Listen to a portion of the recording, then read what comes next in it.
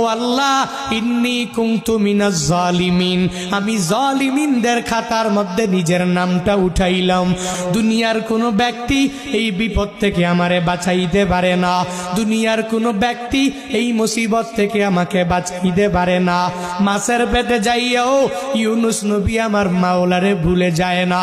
ইউনুস নবী যখন আল্লাহকে জানাইয়া দেয়, আল্লাহ লা ইলাহা ইল্লা আনতা, ও দয়ার মালিক তুমি ছাড়া কোনো ইলা নাই, তুমি ছাড়া কোনো মাবুদ নাই, তুমি ছাড়া কোনো মাসুক নাই, তুমি ছাড়া ইবাদত পাওয়ার যোগ্য দুনিয়াতে কেউ নাই।